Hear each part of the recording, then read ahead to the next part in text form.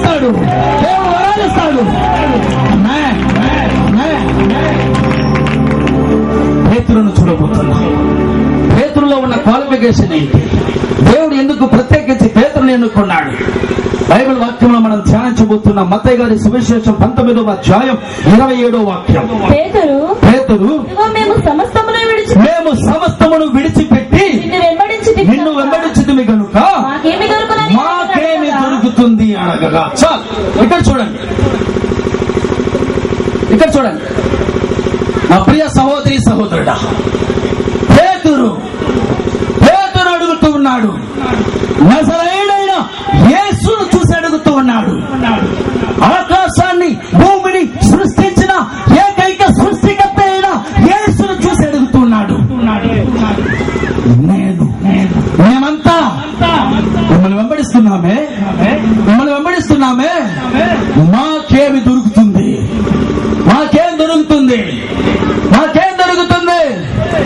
పేతురు అడుగుతున్న వైరాగ్యమైన ప్రశ్న. మిమ్మల్ని వెంబడిస్తున్నానే, మాకేం దొరుకుతుంది?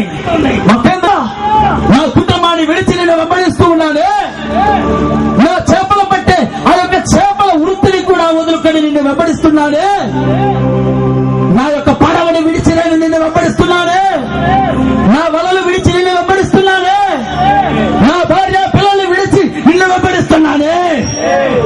నాకు ఏం దొరుకుతుంది?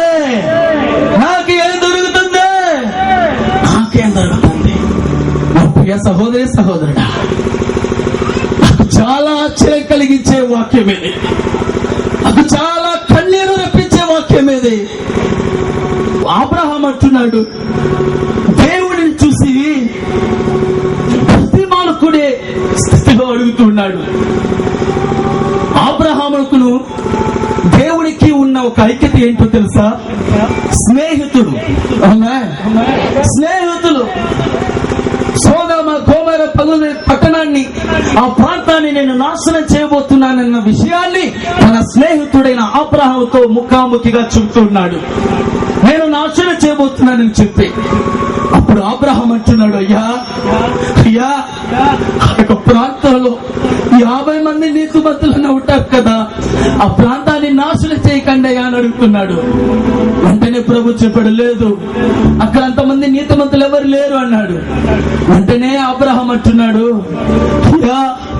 నేను ఒక దూసినయ్యా, నేను ఒక దూసిని మట్టినయ్యా, నేను ఒక బూడిదయ్యా, ఏమి అడగకపోతే మరి ఒక కార్యాన్ని అడుగుతా. అయ్యా, ఒకవేళ 45 మంది అన్నా ఉంటారేమో, లేదు, వాళ్ళు కూడా లేదని చెప్పాడు. అయ్యా, మరి ఒకసారి మీరు కోపం తెచ్చుకోనంటే మరి ఒక కార్యాన్ని అడుగుతానయ్యా, ఒకవేళ 40 మంది ఉంటే అది కూడా లేదన్నాడు. సహోదరుడా, అబ్రహాము స్నేహితుడే, కానీ దేవుని ఎదుట తను దూసి బూడిద ఎంతో అడుగుతున్నాడు. నీవు కోపించుకోకపోతే, ఎంతగా తను తగ్గించుకొని నీవు కోపించుకోకపోతే, అయ్యా అంటే ఎందుకు అబ్రహాము ఇంతగా బతిమాలాడో తెలుసా? తనతో ఉన్న దేవుడు భయంకరమైన దేవుడు, తన దగ్గర ఉన్న దేవుడు అగ్నిమయమైన దేవుడు. ఆ దేవుడి దగ్గర నిలవబడితే అద్భుతం. ఆయన దగ్గర నిలబడి నేను ఏ విధంగా అడగగలనని చెప్పి బ్రతిమాలుతున్నాడు. కానీ నా పేతురు అట్లా కాదు,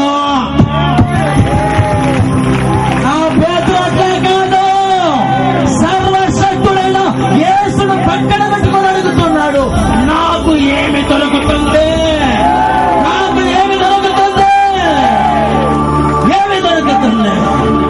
పడవని విడిచి వచ్చాడే, నాకు ఏమి దొరుకుతుంది? వలలు విడిచి వచ్చాడే, నాకు ఏమి దొరుకుతుంది? నా కుటుంబాన్ని విడిచి వచ్చానే, నాకేం దొరుకుతుంది? ధైర్యంగా అడుగుతున్నాడు. యేసు ప్రభు అనుకున్నాడు, అటువంటి అబ్రహాము కూడా నా దగ్గర అంత భయపడ్డాడు. ఈ పేతురు ధైర్యాన్ని చూస్తే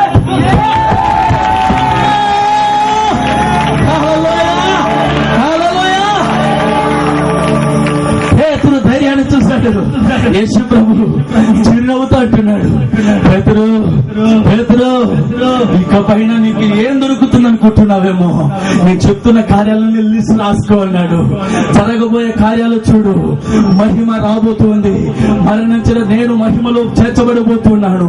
అక్కడ నేను సింహాసనంలో న్యాయం తెచ్చడానికి సింహాసనంలో పోతున్నాను. నా పక్కన 12 న్యాయం తెచ్చడానికి ఉండబోతున్నాయి సింహాసనాలు. వాటిలో ఒక్కొక్కరిని మీ అందరినీ అక్కడ కూర్చోబెడతా. హల్లెలూయా హల్లెలూయా. అంతేకాదు మీరు వారికి న్యాయం చేస్తారు. హల్లెలూయా. ఇంతేకాదు దేవుని రాజ్యంలో మీకు మహిమ కలిగిన స్థలాన్ని మీకు ఇస్తా. హల్లెలూయా. పేతురు అడిగి ఉంటాడు, అయ్యా నేను చనిపోయిన తర్వాత జరిగే కార్యం కదా అది, ఇప్పుడే దొరుకుతుంది, ఇప్పుడే దొరుకుతుంది, ఇప్పుడే దొరుకుతుంది. దేవుడు చెప్పాడు, రాసుకో, రాబోయే దినాలలో పరిశుద్ధాత్మగా నేను నీ మీదకి రాబోతూ ఉన్నా. నీవు నడిచే స్థలంలో అద్భుతాలు జరగబోతున్నాయి.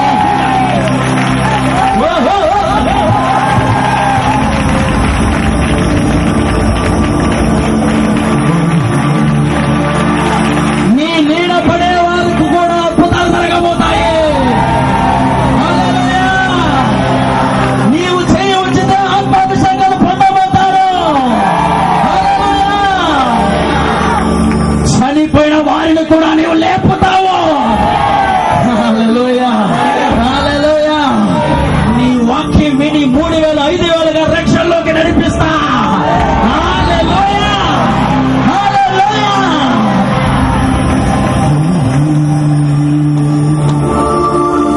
అటువంటి మహిమ కలిగిన ఆశీర్వాదం కోసమే నా పేతురన్నిటిని విడిచి వచ్చేశాడు.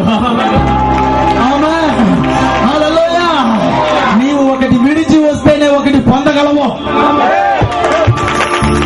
ఆమేన్. పక్కన నువ్వు చెప్పండి, అయ్యా బ్రదర్ సిస్టర్, బ్రదర్ సిస్టర్ అని చెప్పి పక్కన వాళ్ళతో చెప్పి ఒకటి విడిస్తేనే ఒకటి పొందగలవు. ఆమేన్ ఆమేన్. నేను నా కుటుంబం నా జీవితం అనే స్వయాన్ని నువ్వు విడిస్తేనే నిన్ను మోసేలా దేవుడు పైన ఉపయోగిస్తాడు. ఆమేన్ ఆమేన్. నా చేపలు, నా పడవు, నా కుటుంబం, నా వృత్తి, నేను అన్ని సంవత్సరాలు చేపలు పట్టి ఇప్పుడు ఏం ప్రయోజనం, ఇప్పుడు నేను నిన్ను వెతుకు వస్తున్నానే అని చెప్పి అనుకోకు.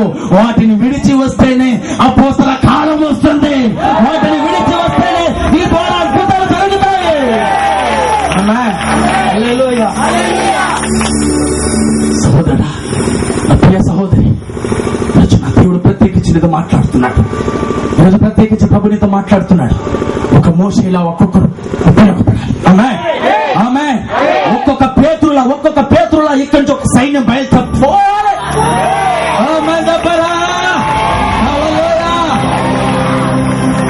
సాధారణమైన అన్నవరం గ్రామంలో నుంచి నేను ఇక్కడ ఉండవచ్చు, కానీ ఈ రోజు ఇదే అన్నవరంలో నుంచి దేశాలకు నువ్వు వెళ్ళాలి. నిన్ను అగ్నిదోళగా ఉపయోగించబోతున్నాడు.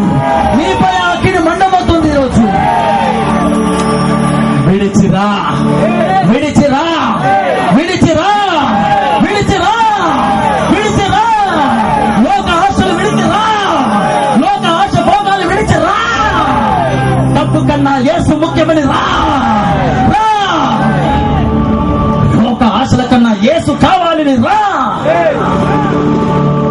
లోక ప్రకారమైన ప్రేమలు తోమల కన్నా నా యేసయ్య ప్రేమే చాలని యేసయ్య దగ్గరికి రా.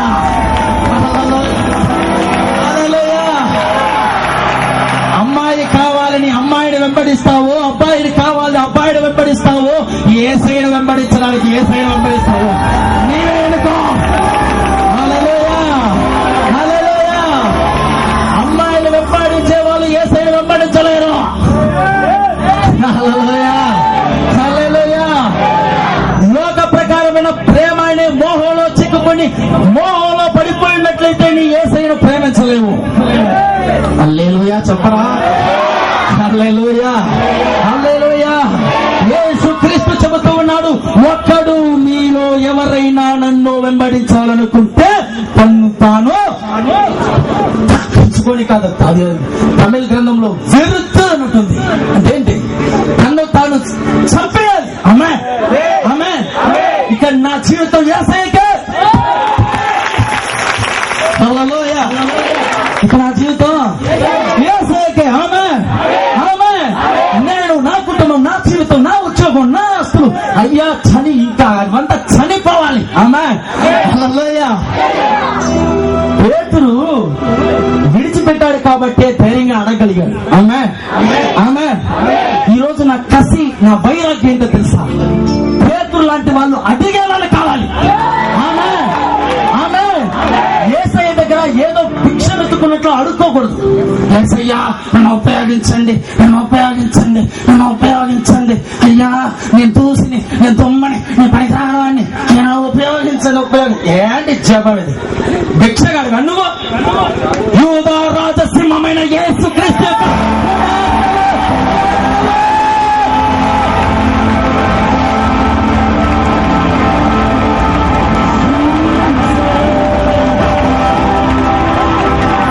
నీవు సాధారణ వ్యక్తులు కాదు, నీవు యేసయ్య కుమారుడివి. ఆమేన్, ఆమేన్.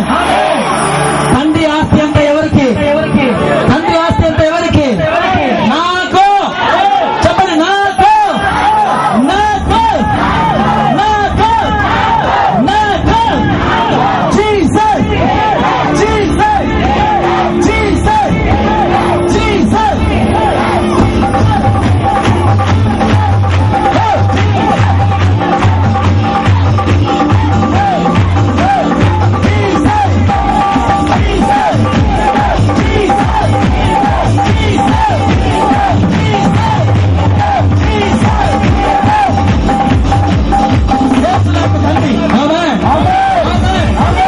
ఆయన తండ్రిగా ఉన్నప్పుడు ఆయన ఆస్తి, ఆయన శక్తి, ఆయన యొక్క అంత నాకే, నాకే, నాకే, నాకే. ఆమేన్, ఆమేన్. ఒక్కటి చేయండి, ఒక్కటి చేయండి. విడిచిపెట్టి వచ్చి అడుగు, నీకు ఇస్తాడో లేదో చూడు. ఆమేన్, హల్లెలూయా. మనసులో ఒక పక్క అన్ని పెట్టుకొని యేసయ్యా నిన్ను విడిచిపెట్టి వచ్చాను. ఏం విడిచిపెట్టావు నువ్వు? ప్రశ్న అడిగితే ఏం చెప్పగలవు? ఆమేన్. పేతురును అన్ని విడిచిపెట్టి వచ్చాడు కాబట్టి ధైర్యంగా అడిగాడు. ఆమేన్, ఆమేన్, హల్లెలూయా. ఆ విడిచిపెట్టకుండా ఉంటే యేసయ్య అడుగుంటాడు, నువ్వు ఏం విడిచిపెట్టావు? ఏం విడిచిపెట్టావు? అడుగుడా. విడిచిపెట్టాడు కాబట్టి మహిమను, ఆశీర్వాదాన్ని లిస్టుగా రాసిచ్చాడు. ఆమేన్, హల్లెలూయా, హల్లెలూయా. ఈ రోజు లోక ఆశను, లోక ప్రకారమైన జీవితాన్ని, లోక ప్రకారమైన నేననే స్వయాన్ని, పనికిరాని పాప ఆశలు, పాపకరమైన అన్ని కార్యాలని ఈ రోజు శ్మశానంలో పూడ్చి పాడేసేసింది. ఈ రోజు ఒక నూతనమైన జీవితాన్ని, నూతనమైన జీవితాన్ని ఎన్నుకో. హల్లెలూయా, హల్లెలూయా.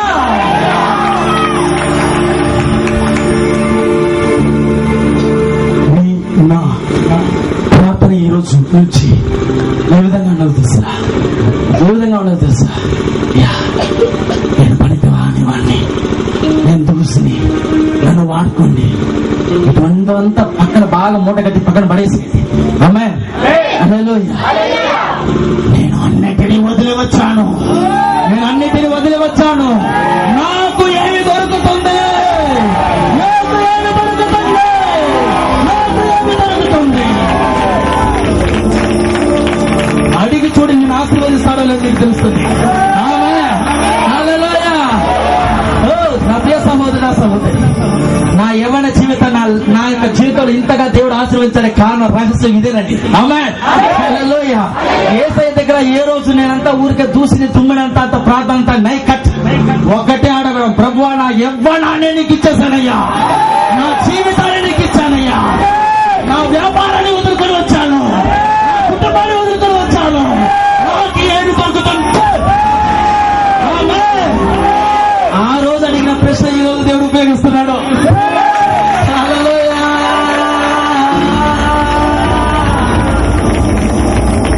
నా జీవిత కాలమంతం ప్రభు నీలోనే జీవించాలని,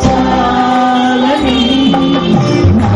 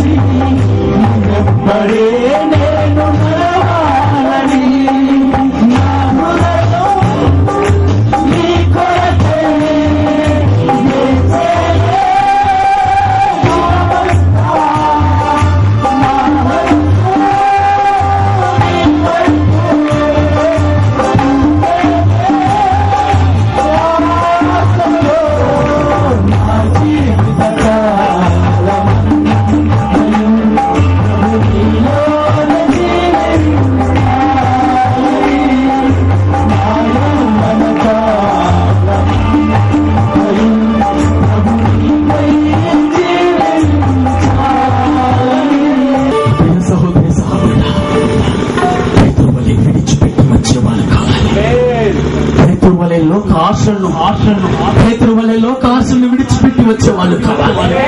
మోసే వలె నేను నా జీవితం నా కుటుంబాన్ని విడిచి వచ్చేవాళ్ళు కావాలి. హల్లెలూయా, హల్లెలూయా. ప్రియ సహోదరి సహోదరుడా, 22వ సంవత్సరంలో నేను రక్షింపబడ్డాను. మన ప్రాయంలో ఎన్నో త్యాగం చేశాను, ఎన్నో త్యాగం చేశాను. నా నిద్రను త్యాగం చేశాను, నా జీవితాన్ని త్యాగం చేశాను, నాకు ఇవ్వబడిన వ్యాపారాన్ని కూడా నష్టంగా ఎంచుకుని త్యాగం చేశాను. ఎంతో ఆర్థికంగా ఎంతో డబ్బును కూడా ఎన్నో నష్టపడ్డాను, ఎన్నో దేవుడికని వదులుకున్నాను, ఎన్నో వదులుకున్నాను. ప్రతిరోజు కన్నీరు విడిచి ఏడ్చేవాడు. ఇంతగా చేస్తున్నానయ్యా, అన్నిటినీ విడిచేస్తానయ్యా, పరిచర్య కొరకు నేను అన్నిటినీ విడిచేస్తానయ్యా. నా సొంత బంధువులు ప్రతి వారు చెప్పారు, వీడెందుకు పనికిరాని వ్యక్తి, మంచి వ్యాపారం కలిగా వ్యాపారాన్ని కూడా వీడు వదులుకునేశాడు. ఒక్క రూపాయి కూడా చేర్చబెట్టకుండా ప్రతి డబ్బును సేవను ఉపయోగిస్తూ ఉన్నాడు. ఏ ఒక్కటి కూడా చేయలేని స్థితిలో కుటుంబంలో అందరూ బాగున్నారే, వారి కుటుంబంలో అందరూ బాగున్నారే, వీడు మాత్రం ఎందుకు ఇంతటి స్థితిలో ఉన్నాడు? ఎందుకు పనికిరాని వాడు? ఒక వివాహం జరగడానికి కూడా సహోదరుడు సొంత వాళ్ళు అందరూ ఎవరు ముందుకు రాలేదు.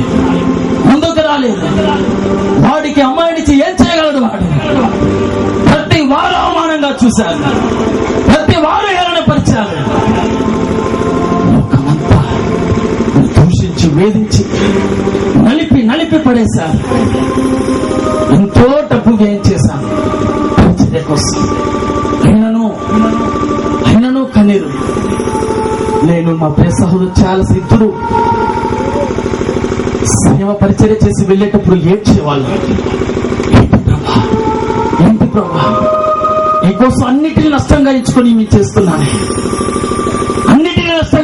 చేస్తున్నాను. ఇంకా ఆశీర్వాదం లేదు. నా దేవుడు చెప్పాడు, ఇప్పుడు నీ జీవితం మోషేలా ఒక పరదేశిగా, మోషేలా ఒక అరణ్యంలోనే జీవిస్తున్నావు. కానీ రాబోతుంది ఒక రోజు అగ్నిమయంగా నేను ఉపయోగిస్తా, వేల కొద్ది ప్రజల్లో నేను ఉపయోగిస్తా, అగ్నిమయంగా ఉపయోగిస్తా. ఆ మహిమ ఈ రోజు ఉపయోగిస్తా.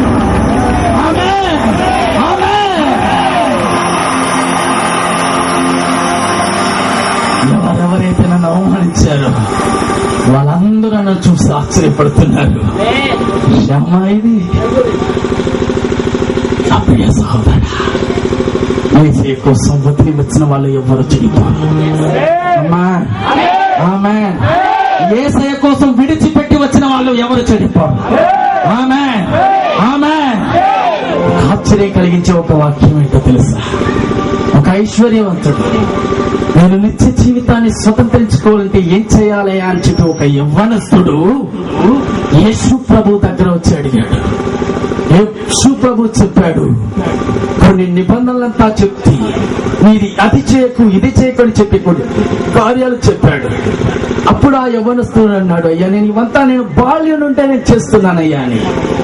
యేసు ప్రభు చెప్పాడు, వీటన్నిటిని నువ్వు చేస్తున్నావు నిజమే, కానీ నీ దృష్టంతా నీ ఆస్తి పైనే ఉంది, దాన్ని విడిచిపెట్టిరా అన్నాడు. ఆ యవ్వనుడు లేదు ప్రభా, దాన్ని నేను విడిచిపెట్టి రాలేనని చెప్పి తిరిగి వెళ్ళిపోయాడు. నా ప్రియ సహోదరి సహోదరుడా, బైబిల్ గ్రంథంలో ఎంతో మంది యేసయ్యా నిన్ను నేను వెంబడిస్తానని చెప్పినప్పుడు యేసయ్యే చెప్పాడు వద్దని.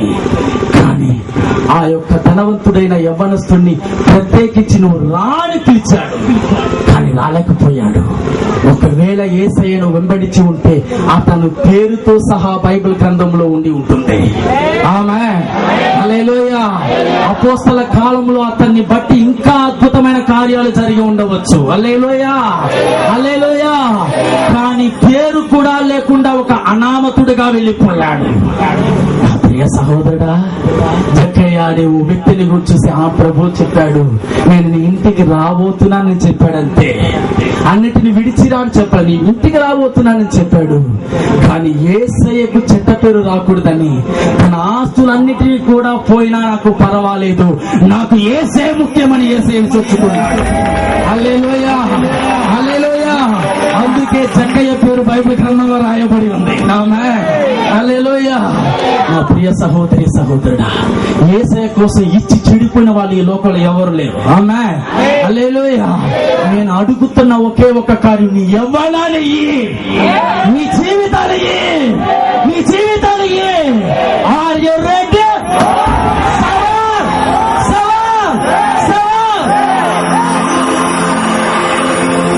సౌండే రాదే, సౌండే రాదే. నీ యవ్వనాన్ని ఇస్తావా?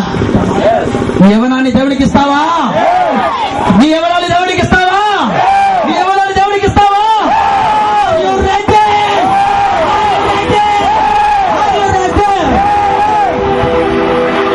నిన్ను ఉపయోగించడానికి నా దేవుడు సిద్ధంగా ఉన్నాడు. నిన్ను ఉపయోగించడానికి నా దేవుడు సిద్ధంగా ఉన్నాడు. నువ్వు విడిచిపెట్టడానికి సిద్ధమా? నువ్వు ఎక్కడో అక్కడ ఒక కాలు అక్కడ తగులుకునేసింది కదా, దాన్ని విడిచి వచ్చేస్తావా? వస్తావా?